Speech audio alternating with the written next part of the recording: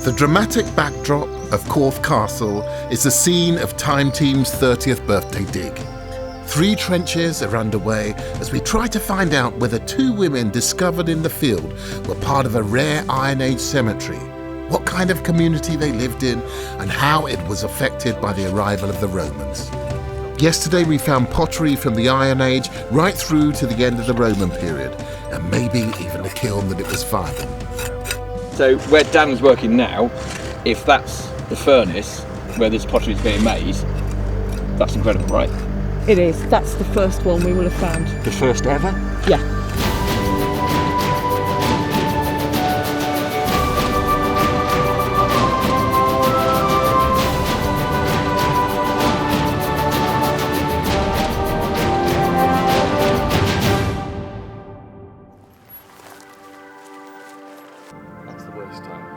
The campers are up bright and early to make the most of the stunning location before getting stuck into the trenches.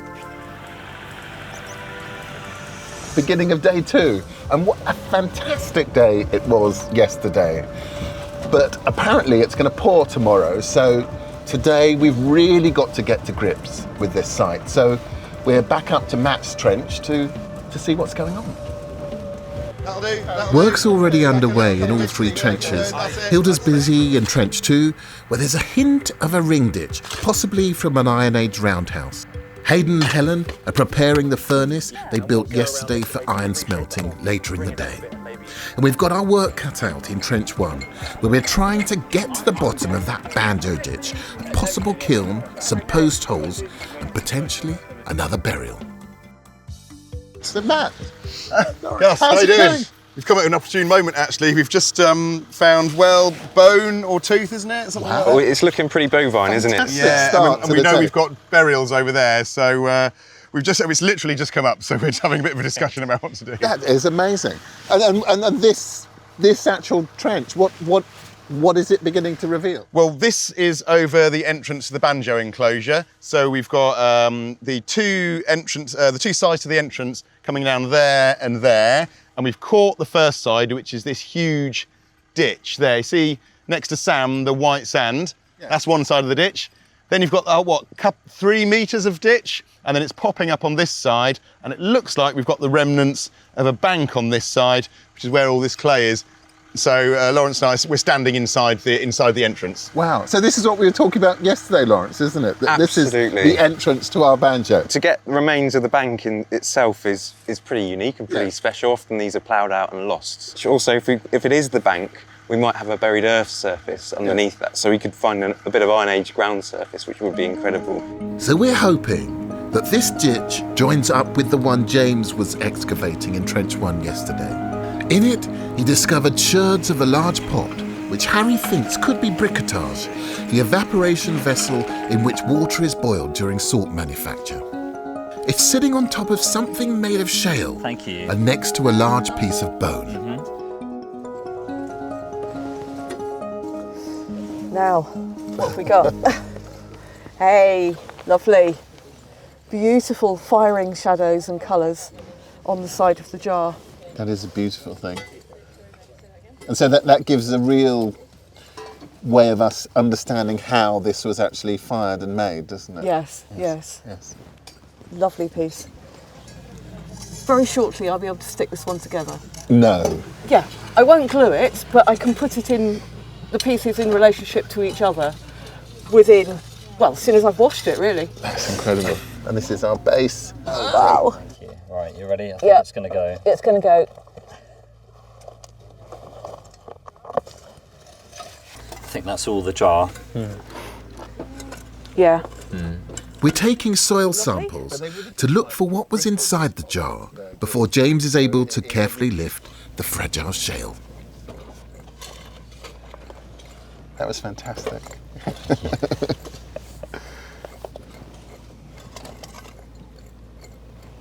Now, do I dare? Yay. Oh look, we've got part of a pot on the underside. Oh wow! And I know we have another bit of that vessel that you found yesterday. What, you I recognise it. It's got the lines going along it. That edge is certainly roughly chipped. That one looks fairly rough too, but I think these cut marks in the surface are old. I don't think that's your trowel. So I think this was perhaps a cutting board or a chopping board that broke. The shale probably came from Kimmeridge on the other side of the ridge, where it's been mined for centuries. We're putting another trench in over a square feature on John's geophys that looks a bit Roman. I think you're pretty much near the edge there, aren't you? So that sort of darker band coming down on that side there. Yeah. And in trench 2, Hilda's been searching for signs of a roundhouse in the enclosure adjoining the possible banjo. So we were looking for a potential ring ditch. Do we think we've got it? I think I may have got it. I'm being very careful in saying that. So I'm just cleaning it back here. If it's there, it's very shallow because it doesn't seem to exist. I mean, that's what we'd expect from a drip gully type thing though, right? Yeah. It's not going to be a substantial structure, but that's amazing. So that is looking like a feature now. Yes, but we've got lots of other things going on as well. Oh, what else is going on? We've got a small kind of burned feature in the corner of the trench. And is that where you're thinking of extending, having the machine just bring it back? extending it so that we can get all of it. Nice, and the ditch is starting to take shape over there? Yeah, so a nice chunky ditch there. And so again, we're just getting it a bit more cleaned up now, and then we'll just whack a big slot through it.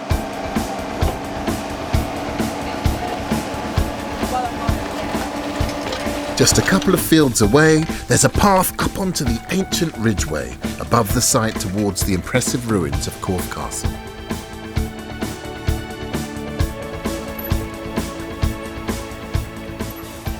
Wow, there you go, Stuart. You don't get many better views than that. Oh, look at that. That's definitely worth the effort of riding up here. Agreed. I mean, you can't imagine any period where that doesn't almost attract the same attention that we give it. Look at that. Yeah. And you think of monuments that are deliberately built in prehistory, like Silbury Hill, where deliberately creating high monuments to be impressive.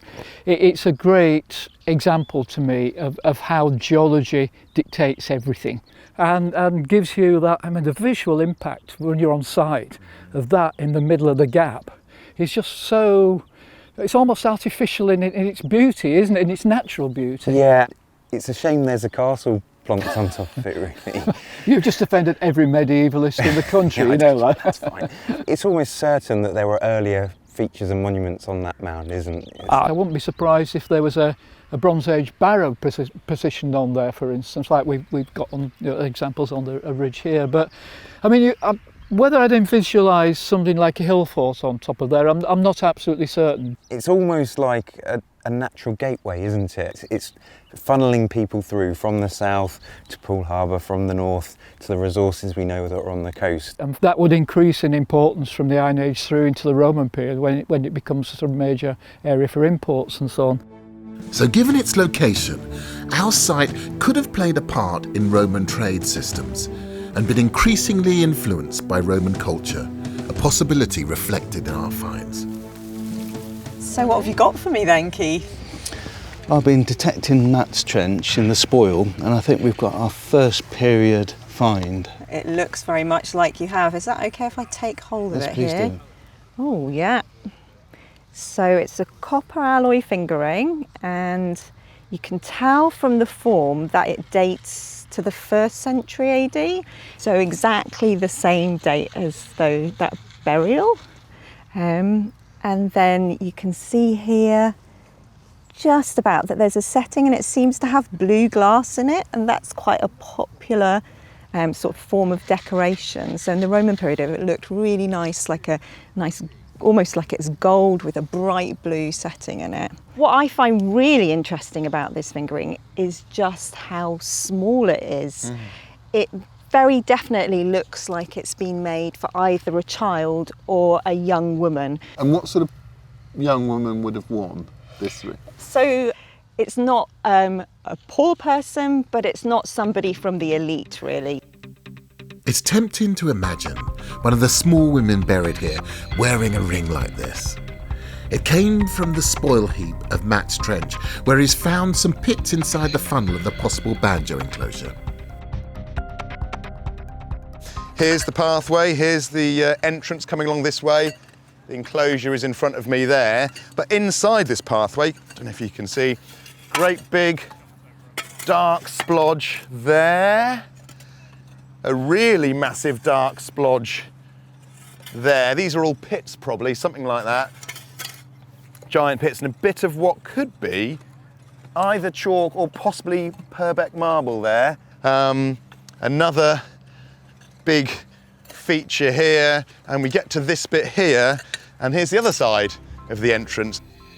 Pits like these sometimes sealed the entrance of banjo enclosures when they went out of use when the Romans arrived around 43 AD. After this, the trend was for more linear enclosures and buildings, which Miles is hoping to find in Trench 4. This is structural material. We were machining back and we come up a little bit, but there's this whacking great big stone. That's not there naturally, is it? No, I mean this is faced on this, so this is actually something which I think might actually be the cornerstone of a building. So this could be a building? It could be. I mean, I'm thinking if it's actually there, that's where it was machine hit, and we've got something going off in that direction. And there's certainly a lot of stonework in here, so So I'm you've hopeful. got building here, possible kiln there, did you say? Should I have a look? Yeah, there's an area of burning activity here, and you can see this is coming off onto this surface. I mean, that's all baked clay. I mean, if it is, that's possibly 3 or 4 we've got on site now. Quite a lot going on, isn't there? Yeah. So and burning or pits, do you think? We've got, I mean, it's a large area of burning here. You can see we've got charcoal and again baked clay. I think we might have a large pit or ditch feature into which a lot of this sort of industrial material has been dumped. So if we've got a wall over there, we could sort of tentatively think possibly Roman. Is it worth getting the detectorists into the trench to see if they can hit anything? I think so, absolutely. We need to get some targets. There's certainly a lot of Roman pottery that's been coming off during the machining. What that kind of reminds me of is, you get the bases of amphora. Yes. Okay, cool. That's about... As well as pottery, we have our first Roman coin. It's not a victory. Oh, no. It's a personification of agricultural wealth, who's a lady called Annona. Okay. A silver denarius, dating from 222 to 228 AD. By lunchtime, the whole site is a hive of activity, with volunteers pot washing, detectorists scanning the spoil heaps, students in the test pits, and our furnace getting its final touches. Given that we've got a lot of clay and several kiln-like features, we're beginning to wonder whether pottery making was part of industrial activity on this site. So we've extended the trench slightly, so you're on an extension. We've extended it this way as well.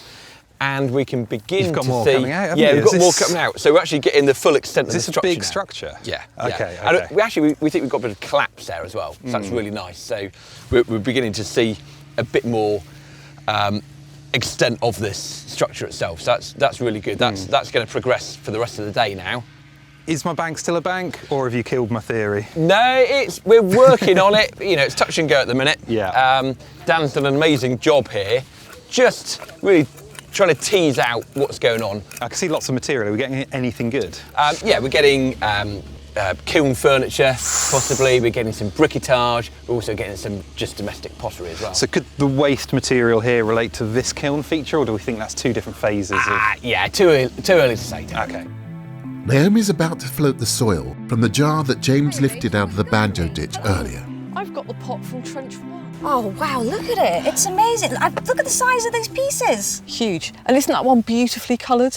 So is this an Iron Age goodie or? No, I think it's actually 1st century AD. Everything else in that ditch is broadly middle of the century to maybe 80 AD. Okay. We're hoping to confirm whether the pot was used for briquetage or storage. Okay, so this is dropping through nicely. I can feel... Still more charcoal. Look at that. It's near... So cereal grains would be nice. They would be. I mean, that's one... Oh, wow. Maybe that one? Look at this. Look. Oh, more pot. More pot. Lovely. Oh. And that is... Ah, no, that's not more pottery. No? That's one of the deceptive stones. Oh. There's another small piece there. That's pottery. That's pottery. Fine. All the work we're doing on site is being fed into the dome, where Stuart, Eve and Neil are working on the reconstructions. I take them over. It's like we're doing the chores of yesteryear. Exactly. You take the logs over Let the computer do it for us. Yeah. So I'll take the logs over and stick them in there.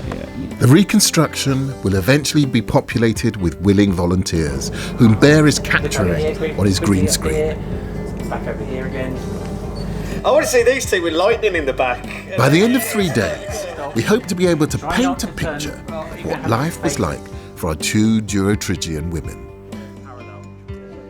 Jack has identified some features near where they were buried, which he thinks might be graves. And right next door to this are some post pads from some sort of wooden building. Meg, with everything going on in this trench, I feel like I've neglected you up here. What is going on? This is really exciting. We actually have an early Roman structure here. Ooh. I know, so if you follow this really quite nice bright orange layer, this is our interior floor surface. So it's an actual floor surface and these are the posts? Yeah, it follows our nice post pads, yeah. So have we got 6 of these or just 3 and then?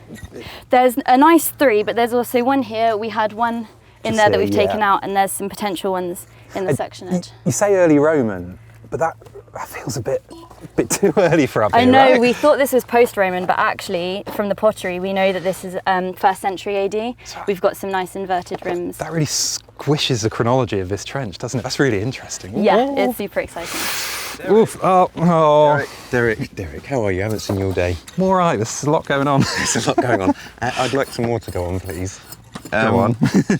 I'm just going to check you're happy for me to open Trench 5. Because Trench 5 is this little cell, this area of like cellular enclosures with high mag features in the middle of them. It's only one more trench. I'm a bit worried though, because it's halfway through day 2. We've got a day and a half left, and we've got so much going on in these trenches. Have we got the resource to deal with it? We've got it's not a big trench like the ones we've got. It's only going to be a digger width. So a trial trench. Okay. It's long, it's 30 metres, but it catches everything, and it's just going to give us a little insight into this really intriguing area. And we'll stop there? We'll stop there, unless you want to do more. Just the 30 metres then, Lawrence? All right, John. This is the one. This is the one.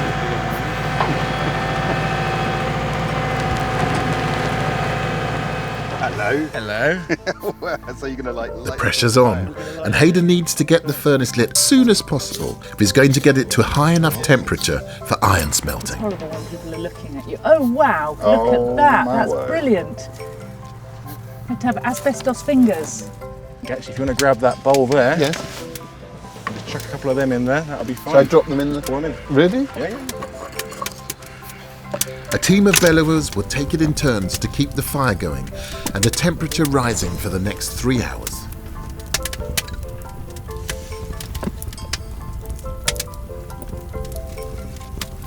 Back in Trench 1, James is pretty convinced that the ditch is deep enough to be a banjo ditch. So you've got the bottom? Hi John, I have got the bottom, yeah. And definitely banjo ditch?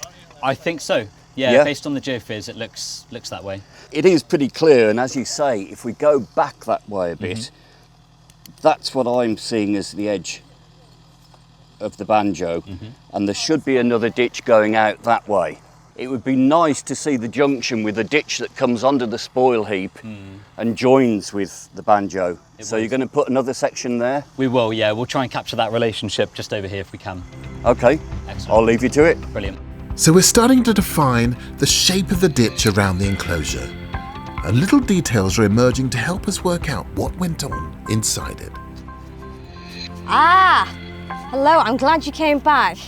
So, you know I said I'd be really happy if I found some carbonised grain? Well, next soil sample that went in, which actually came from the area around where the original skeletons were found. It's in that area and there's a kiln nearby, but I've got grain.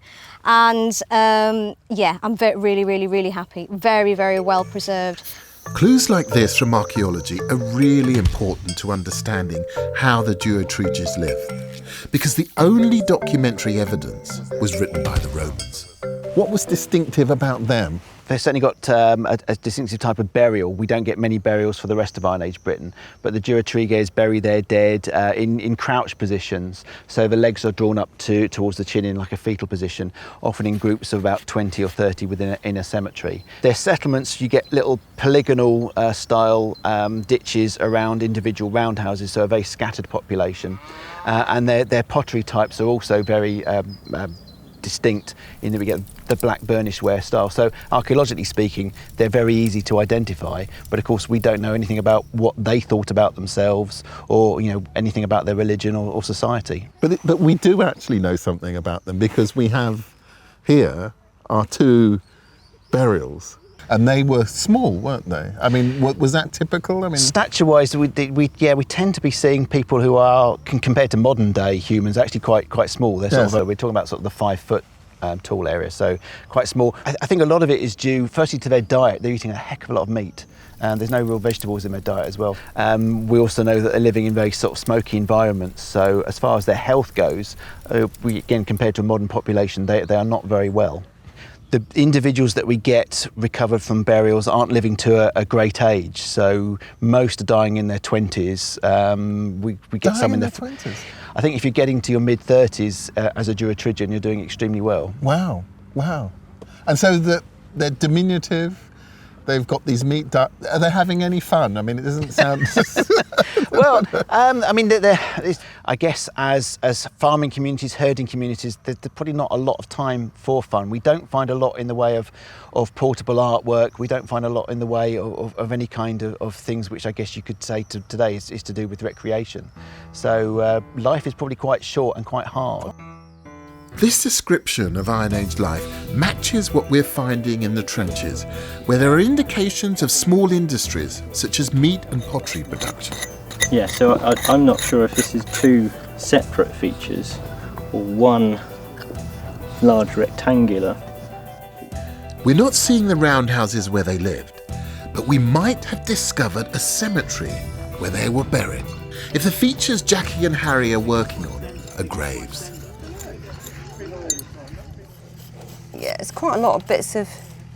fragments? Fragments of redeposited animal bone in here, yeah. It could be that it's gone in as a joint rather than disarticulated bits of bone, if you see what I mean. So I'm going to just carefully go around that. So we've got bits of upper limb, probably of, we think, pig. So we've got bits of radius and bits of ulna, and that looks like a bit of the scapula, the shoulder joint. So, but it's well preserved, so much for this being a very acid soil. The soil in these parts is generally acidic, sandy soil and terrible for bone survival. So Naomi's been testing the pH levels of the soil samples to look for an explanation. Have a little look. So as you can see, somewhere between a 6 and a 7, which is conducive to preserving bone and carbonised grain. A working theory is that all this rich, dark earth has neutralised the acidic soil and preserved the bones. And maybe other grave cuts have not survived because they were cut into more acidic soils lower down. But although we're still not certain that there was a cemetery here during the Iron Age, we're getting more of an idea about the extent of the settlement. The test pits over on the far side there, furthest away from what I think is the epicentre where all the big trenches are, and there's all that geophysics. Trenches further away producing virtually nothing, going down to natural at about 30-40 centimetres, virtually no pottery at all, I don't think. The trenches this side, you can see 1 or 2 are still carrying on. They're going a little bit deeper, and they're producing 2 or 3 sherds of sort of sandy ware pottery. That might be Iron Age, might be Roman, could be medieval. Yeah. There's a sense there's slightly more going on this side, but overall the feeling is very much that the intensive activity you've got on the other side is petering out in this field and has petered out by the time you're at the far side. So that drop-off we're noticing in the geophysics could well be a real drop-off in activity. Absolutely, yes. Fantastic. Now, I can't help but notice that this test pit looks a bit different. Yes. So we extended it to here, at which point it started to look a little bit like a grave. Yeah, I can see that. So we then put that little notch out to see if it carried on, and we can see it doesn't. So we've now extended this way to see what's happening at that end. And it seems to be there's a bit more of it here. So it's getting more and more confusing the more of it we dig. So while some of the team work out what's happening in Test Pit 1, Carenza's moving the workforce into the excavation field to refine the extent of the settlement.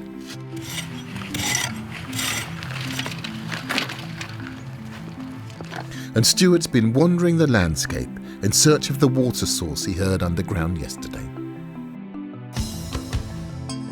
So this is the small valley that raises where the spring head is. Oh yeah, I think it's got bog grasses growing in it now as well, hasn't it, to give it away. And you can see further down where the wet area is, where the yellow flowers are.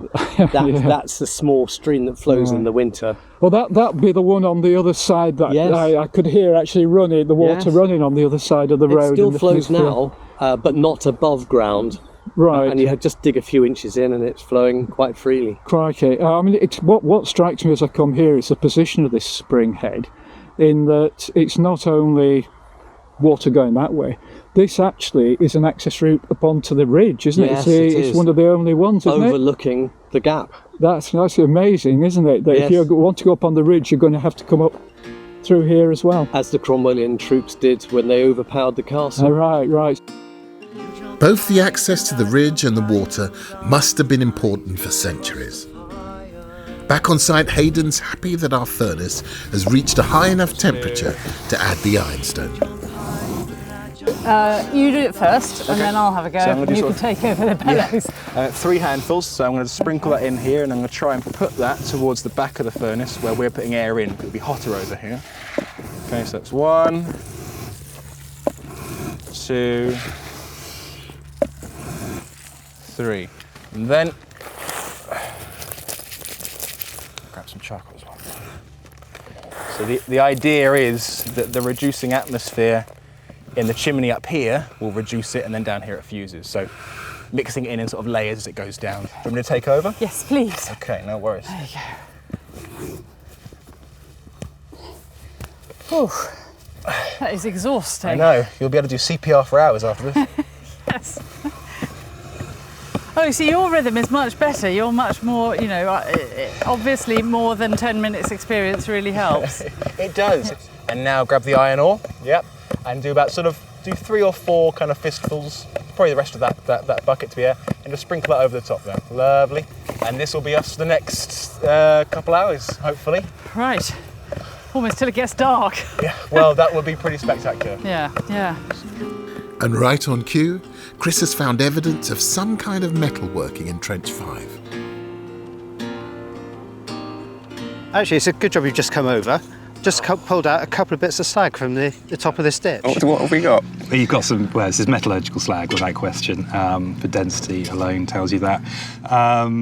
Can't tell without looking at it in a bit more detail if it's smithing or smelting, but either way it means we've got metallurgical production on site, metallurgical activity, be that forging, be that smithing, or be that making metal from ore, which is fantastic. Just need a little bit more of it, Chris, if that's all right. Yeah, no worries. So where are you, Chris? We've got this, is the ditch that you're digging so there? Yeah, we're standing in that ditch there. Okay, brilliant. And is the rest of the trench showing us what we were expecting to see? More or less, we've got the ditches where we're expecting to see them, but we have got a few added extras, as you'd expect. What sort of things? So we've got down there, we've got some clay footings. Okay, just where they're digging at the moment? Yes, okay, yeah. Let's have a look.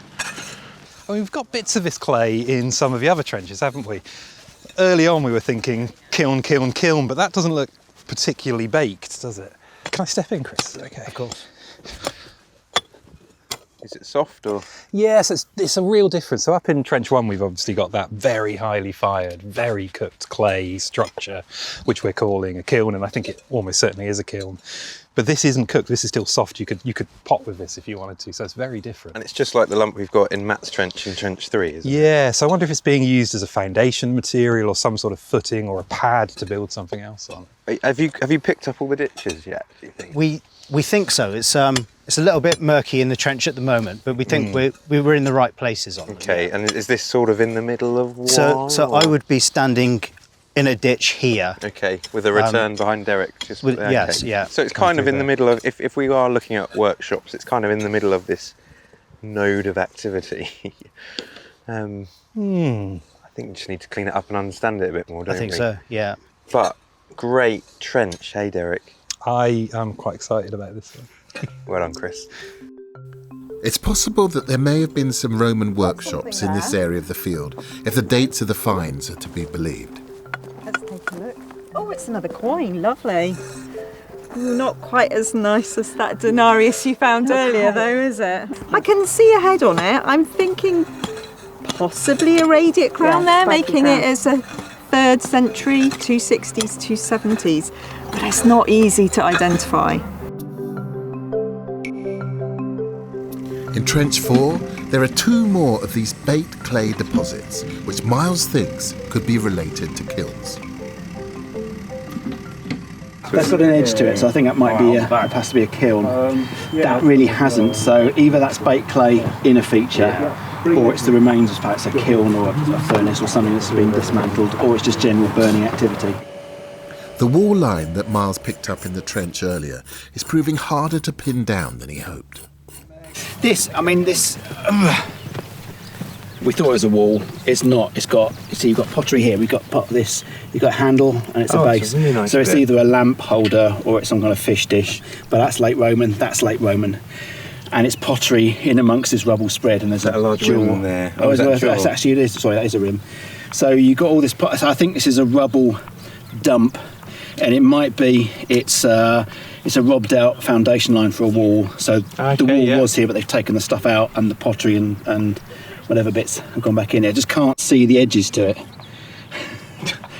Sounds about right for this. Hugely frustrating. Yep. By digging small sections into the features, Miles hopes to identify them quickly, leaving time to investigate some of the other features on John's geophys.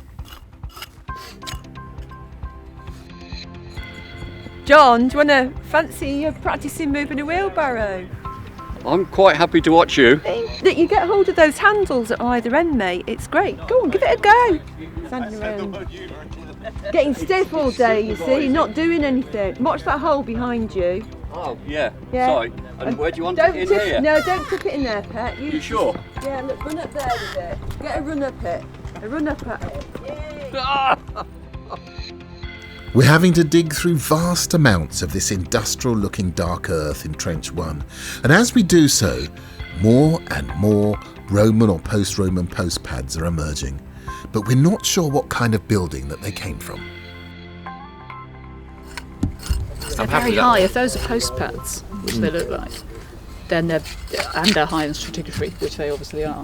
Then the buildings are really high above everything, aren't they? Although that pottery that's sitting on that surface, isn't it? Yeah, it could well be a floor. It might have been a suspended floor, and then it's fallen through. Yeah, and probably was a suspended floor. Yeah.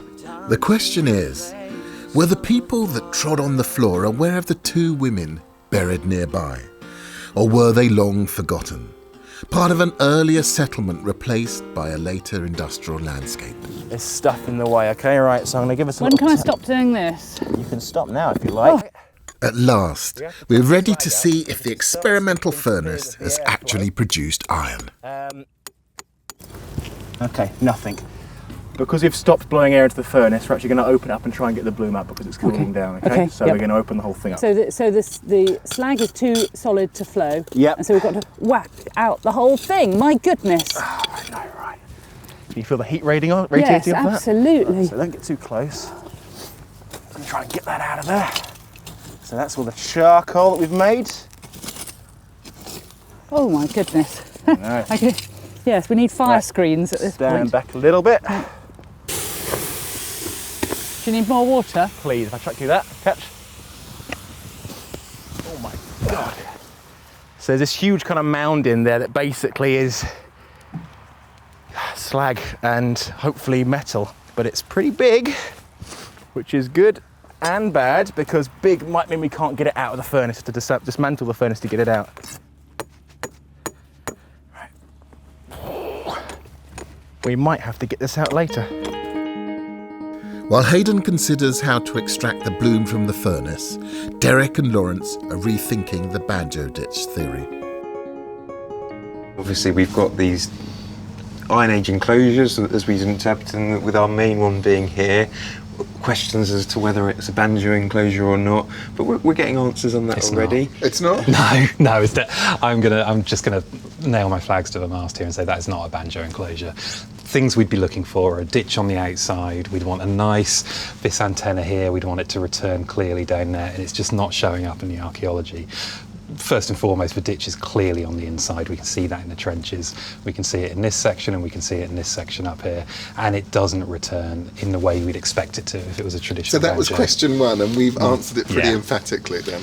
Yeah, I'd probably agree with Derek on that, to be honest. So one lingering question, an important one. Can we actually answer the question of who these two people are, these two women buried? I mean, that's kind of the elephant in the room, because the things that brought us here were those two burials, and we haven't found any more, and I was convinced we would find more. And that thing that brought us here originally, that Roman structure, we've yet to find that clear Roman structure, and I'm hoping that perhaps we can tick both of those boxes tomorrow.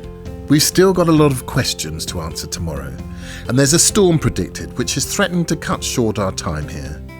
So as evening falls, Hayden's got the furnace back up and running to try to extract what he hopes is a bloom of iron. Is that it there? That big bit on the right here? Yeah, I think so. Yeah? Try and cut that off. There. Okay, I've got something. Take that. Yep. Here we go. Okay, oh, there it is, there it is. Right, get that, roll that out. Stand back. Okay. See it? Yep. Oh, it's a big one, Hayden. Oh, bloody hell. There it is. God damn, right. Oh, okay. Tell me when. Hit it. Oh, that's it, go on. Okay, right. Okay, happy? Yep, keep going. Oh, there's iron in there. It's squidgy. And twist it. Okay. Yeah. One more big hit. Go on. Nice. Okay. This one I'm holding. Got it. I think that's our show. That's iron. Better?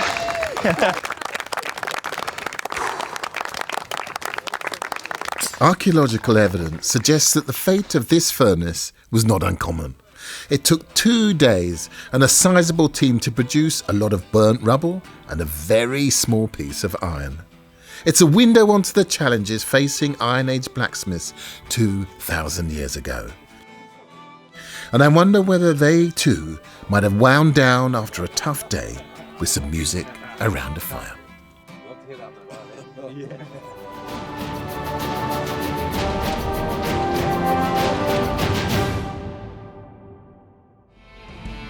Join Time Team on Patreon to access exclusive 3D models, masterclasses, and behind-the-scenes insights.